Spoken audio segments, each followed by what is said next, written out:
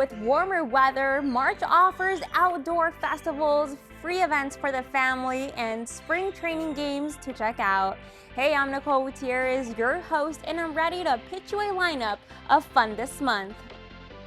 Spring training is in full swing with 15 MLB teams for the Arizona Cactus League, and we're at Salt River Field at Talking Stick, home for spring training of the Colorado Rockies and our Arizona Diamondbacks. We have autographs every game. You can get an autograph out by the D-backs building when they're playing on the home team. Same with the Rockies by their building. But it's just the atmosphere. You're so much closer than you are in a big league ballpark. There's a great exchange. The players, they interact with the fans a lot differently, I see, than they do during a regular season game. Everybody's a little more relaxed. There's a lot more fan interaction, and the players love being here. They love Salt River Fields. So everybody's a little bit more at ease, and you can see the fans come in and they just traverse the facility all day long. Get something to eat, something to drink, and no matter where their seat is, they just keep walking around, grazing, and just enjoying the day here. So when we talk about the field, I mean, we're looking at it right behind you. The lawn seats and the seating, tell us about that in-game experience once we're here. Yeah, my best feeling every day is when the gates open up and the people come rushing in and they see the green grass and they see the facility. And some of the people are here for the first time and you hear their comments. It's really spectacular.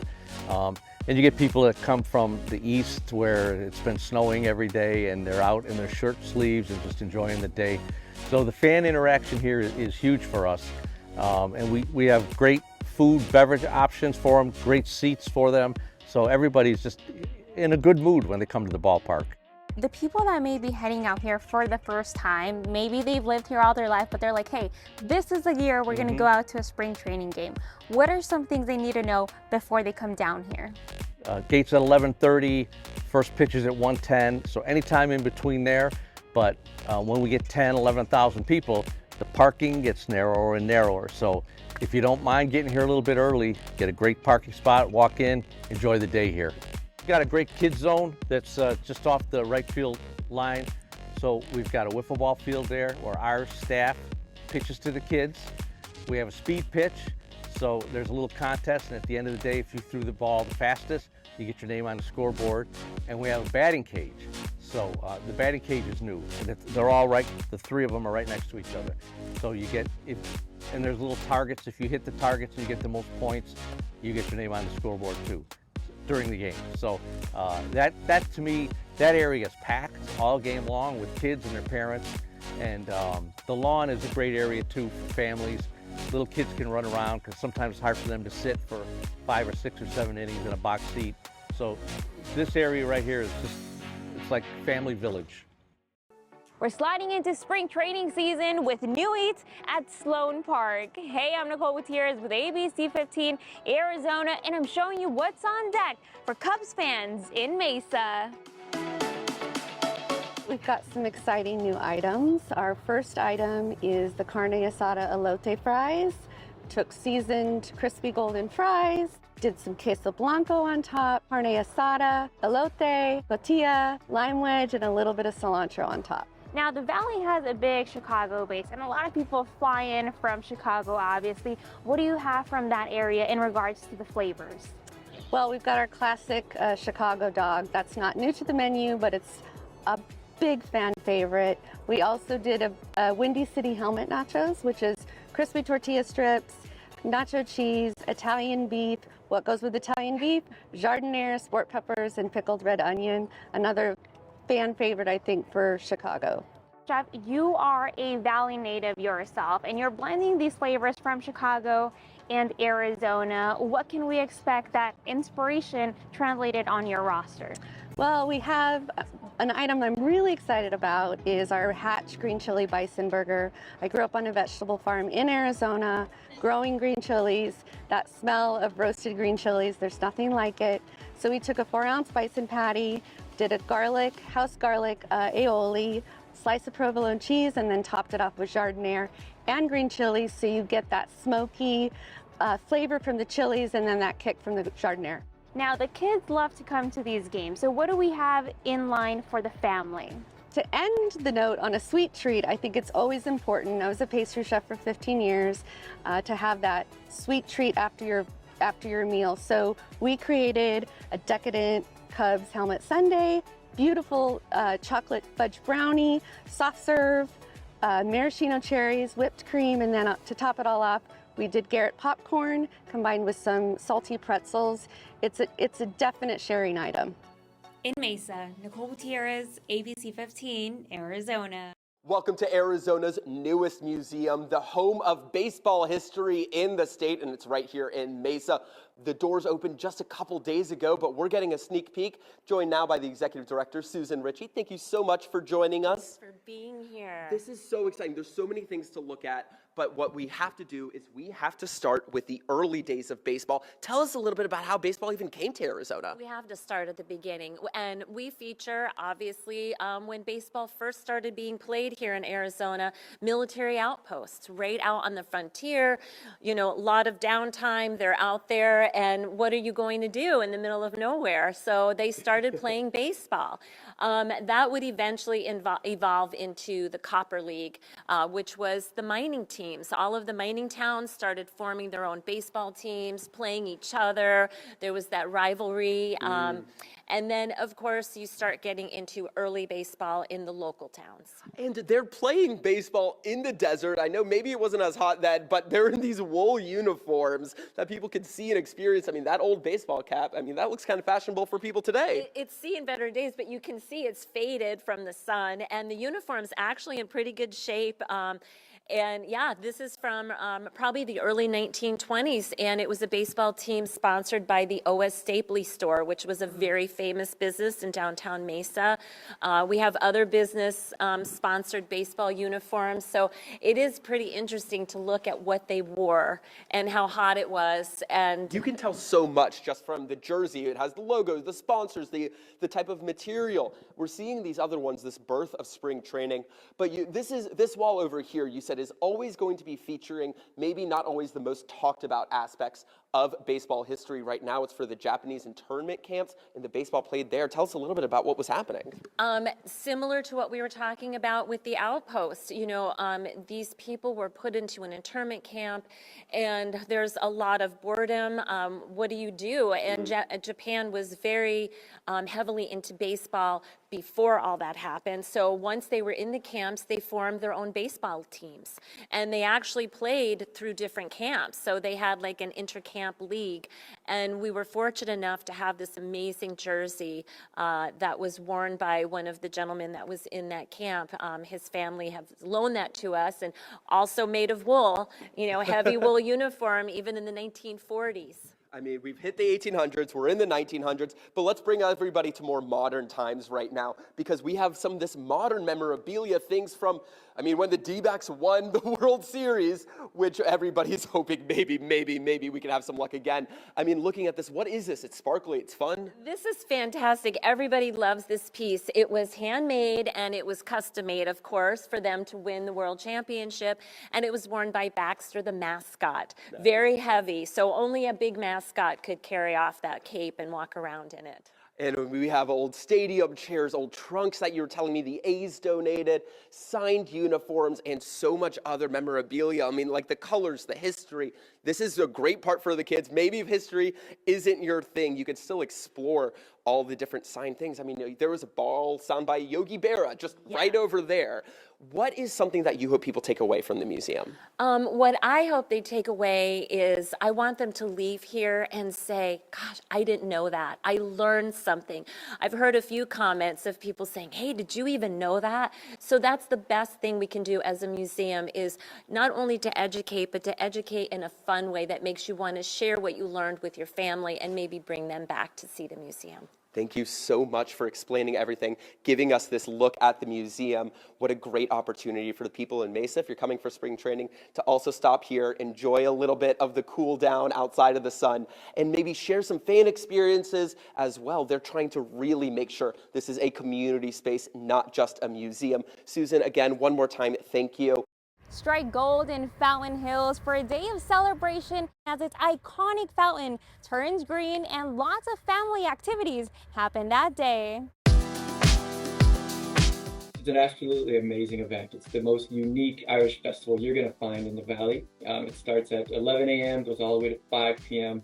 It's a free event. We've got an amazing kids zone. We've got beer for sale. We've got music, and we've got the tallest fountain in the U.S. turning green twice throughout the event. When we talk about Irish culture, what are some things that we get to experience ourselves? Yeah, that's great. There's actually a lot going on with that. All the music is a lot of traditional Irish music. We have traditional Irish dancers as well that come on throughout the event. And all of the food trucks are going to be serving some traditional Irish dishes as well. So you're really going to get that cultural experience when you come out. The 36th annual Chandler Chamber Ostrich Festival has a new home. Here's a sneak peek of the two-weekend Valley tradition. Well, one of the big exciting things is that we have a new home. We started off in downtown Chandler, outgrew downtown Chandler, went to Tumbleweed Park here in Chandler. Now we've outgrown that, and now we are going to be at Rawhide, and we are very, very excited about that. And we'll have better parking, and it should be a really, really great event with our new location. How will this new venue really highlight and heighten the experiences at the festival? Well, the nice thing, it's easy on, easy off, right off of the I-10 and 202. In our former location, unfortunately, we had limited parking, and sometimes people had to hop on a shuttle bus in order to get to the venue. This way, they can just drive right in. There's parking right on site, plenty of parking. And the nice thing is also we have rideshare pickup and drop off right there.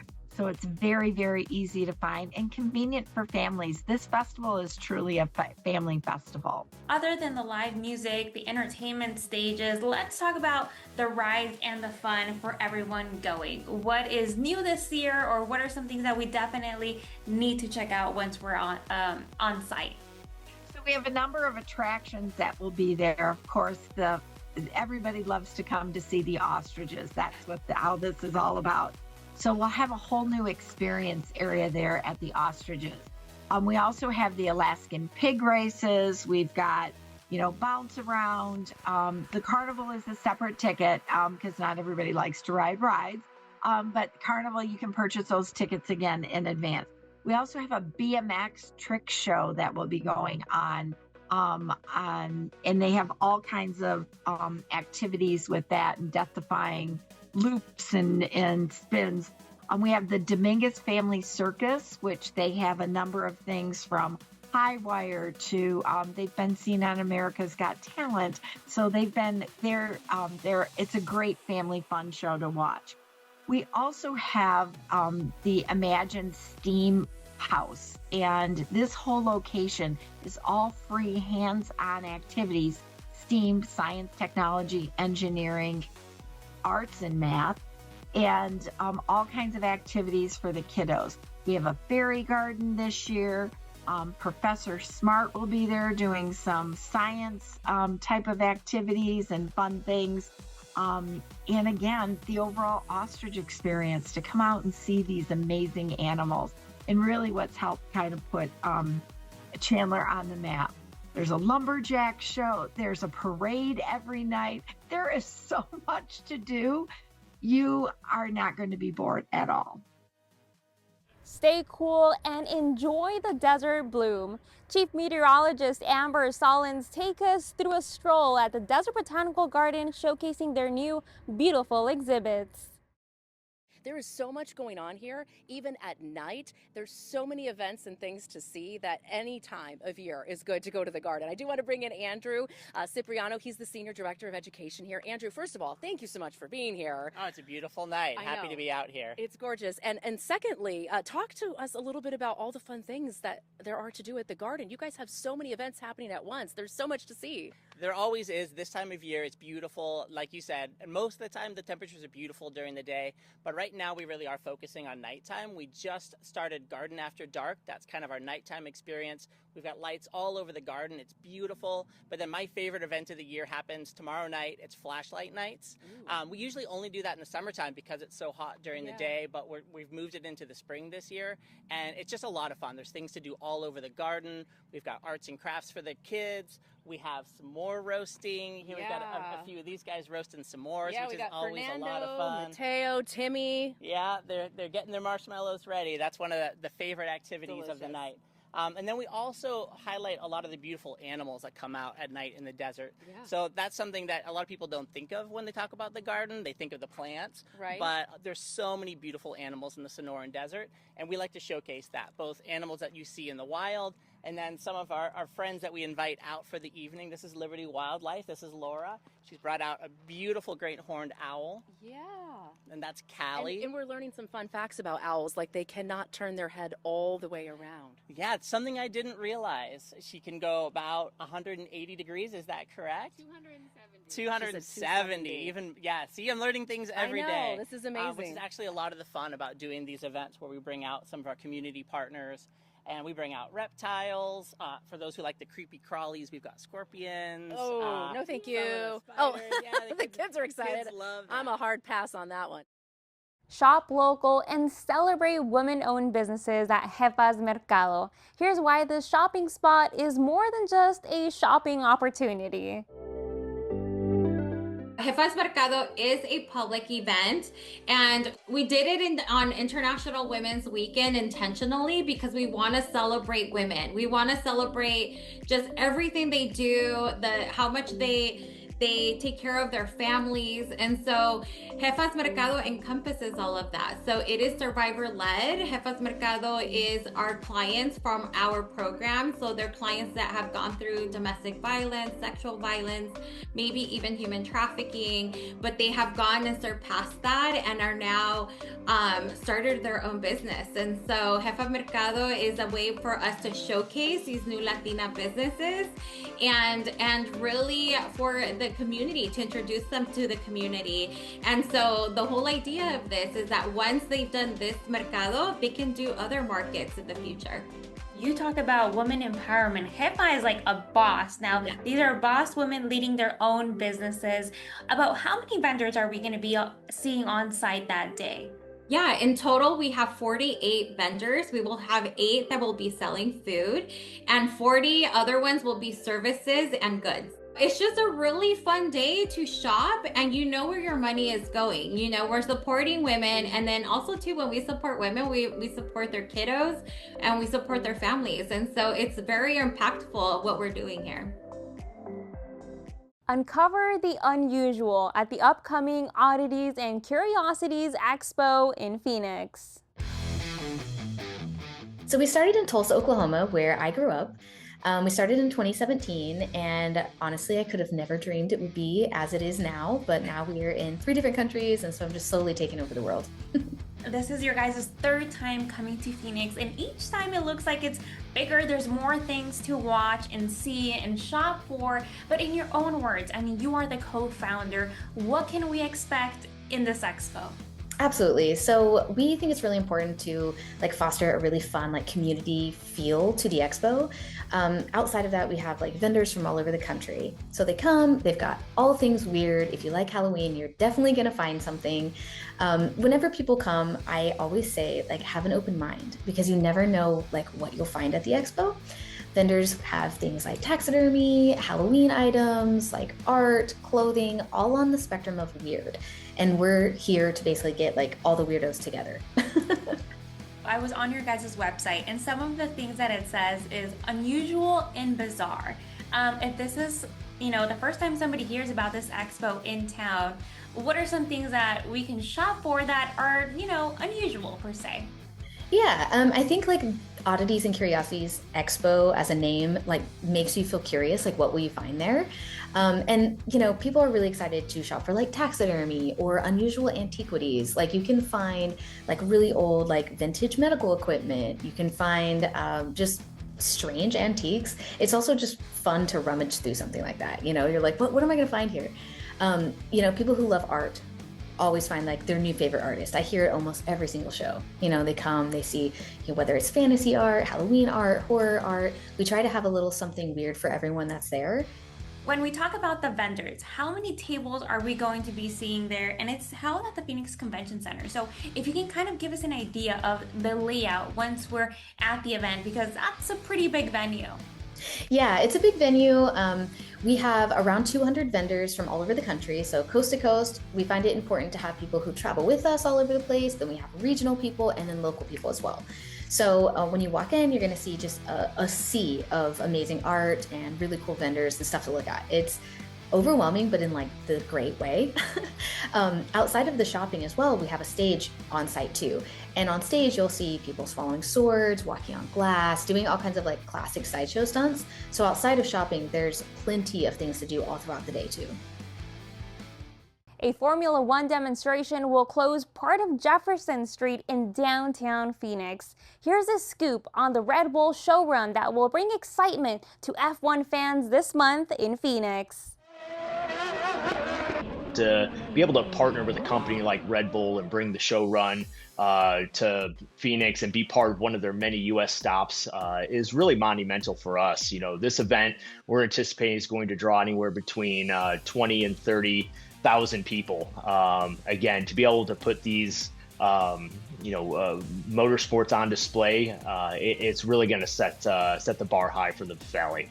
For somebody that may be hearing this for the first time, the Red Bull Showrun, how would you describe this event to encompass a little bit of everything for the family, for the kiddos, and obviously for these enthusiasts? It's going to be a wonderful event. Not only are we going to have Formula One demonstrations on display, Red Bull's bringing more than just their F1 car. They're bringing their Cash App Racing Red Bull F1. They're also bringing their off-road vehicles, they're bringing motorcycles, they're bringing all of their motorsport type vehicles and drivers out to Phoenix to do demonstrations. Again, it's not a race. I want to make sure that everyone's clear. It's not a race. They're not going to have 5 or 6 cars going at the same time. It's literally going to be a demonstration of what these vehicles can do. And on top of showcasing all of these vehicles and the technical skills that these drivers bring, Red Bull will have a fan zone on site where you can get up close and personal, not only with the drivers, but with the vehicles. They'll have merchandise available on site. We'll have food options downtown. It's going to be a celebration and a festival around motorsports. And we have to mention something important. This is free for everyone to attend, correct? That's right. This is a free event. It's going to be on March 14th. So a one-day event, and whether you're a race enthusiast or not, it's really just a nice, free, family, fun event. Definitely come out to downtown. Bring some ear protection because these vehicles do get loud. I know they'll have some on site for fans, but it's going to be a beautiful day. And how can you beat this weather this time of year? But again, it's really going to be an unforgettable experience for downtown Phoenix. Again, whether you're a motorsports, enthusiast, or you just want to come out to enjoy the day, Red Bull will have a lot to do. And this is just the warm-up. We have a full lineup of more fun events at abc15.com/things to do. I'm Nicole Gutierrez, and I'll see you next month for more Things to Do.